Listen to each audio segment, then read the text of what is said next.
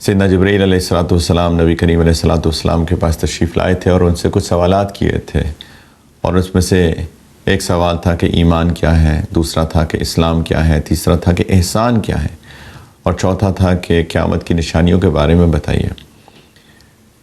تو بعد میں نبی کریم علیہ الصلوۃ والسلام نے صحابہ کو فرمایا کہ وہ جبریل تھے، فَإِنَّهُ جبریل أَتَاكُمْ يُعَلِّمُكُمْ دِينَكُمْ، کہ وہ تمہیں تمہارا دین سکھانے آئے تھے۔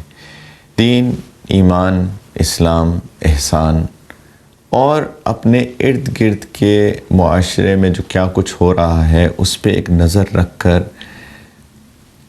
معاشرے کی برائیوں کو سامنے رکھ کر اس کے مطابق اپنے آپ کو بچانا اور لوگوں کی بھی اصلاح کرنا، ان سب کے مجموعے کا نام دین ہے۔ دین صرف 5 وقت کی نماز اور رمضان کے روزے اور زکوٰۃ دینا وغیرہ اس کا نام نہیں ہے۔ اس کے بارے میں ہم نے بہت دفعہ بات کی اسی ٹاپک پہ کہ ہم دین کو پوری طریقے سے سمجھیں۔ احسان اس حدیث مبارکہ کی روشنی میں یہ ہے کہ ہم اپنی زندگی ایسے گزاریں کہ جیسے اللہ سبحانہ و تعالی ہم کو دیکھ رہے ہیں، کیونکہ ہر چیز جو ایک انسان کرتا ہے شریعت کی روشنی میں، شریعت کے اصولوں کے مطابق، وہ عبادت بن جاتی ہے۔ ہمارا کمانا بھی عبادت، ہماری رشتہ داریاں بھی عبادت، ہر چیز عبادت۔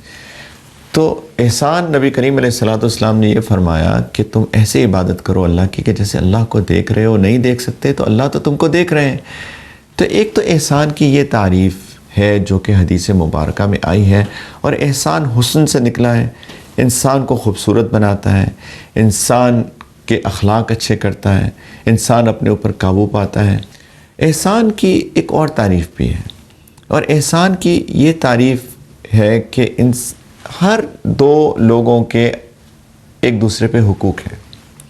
ہم سب کے ایک دوسرے پہ حقوق ہیں۔ میرے آپ کے اوپر حق ہے، آپ کا میرے اوپر حق ہے، شوہر کا بیوی پہ ہے، بیوی کا شوہر پہ ہے، والدین کا اولاد پہ، اولاد کا والدین کے اوپر ہے، ہمسایوں کے حقوق ہیں، کام کرنے والوں کے حقوق ہیں، امپلائیز کے حقوق ہیں، امپلائرز کے حقوق ہیں، سب کے حقوق ہیں۔ کسی کو اس کا حق دینا، اس کو کہتے ہیں عدل، جسٹس۔ اگر کسی کا حق نہ دیا جائے تو اس کو کہتے ہیں ظلم۔ عدل کا اپوزٹ ہوتا ہے ظلم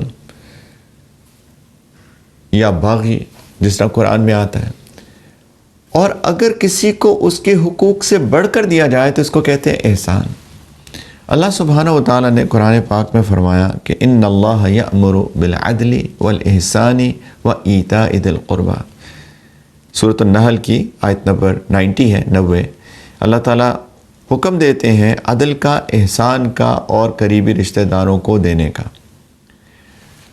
اور آگے اللہ سبحانہ و تعالیٰ نے فرمایا وَيَنْهَى عَنِ الْفَحْشَاءِ وَالْمُنْكَرِ وَالْبَغْيِ، اللہ تعالیٰ منع فرماتے ہیں فحشاء سے، اموڈس چیزوں سے، شیمفل ایکٹ سے، منکر سے، برائی سے، اور باغی، ظلم سے۔ یعظکم لعلکم تذکرون، اللہ تعالیٰ تم کو نصیحت فرماتے ہیں تاکہ تم نصیحت پکڑو۔ اب یہاں اللہ تعالیٰ فرما رہے ہیں کہ عدل کرو اور احسان کرو، اور اللہ تعالیٰ فرما رہے ہیں کہ فحش چیزوں سے بچو، منکر بری چیزوں سے بچو۔ بہت بری چیزیں فحش ہیں، اس کے اندر بہت ساری چیزیں آ جاتی ہیں، اور ظلم سے بچو۔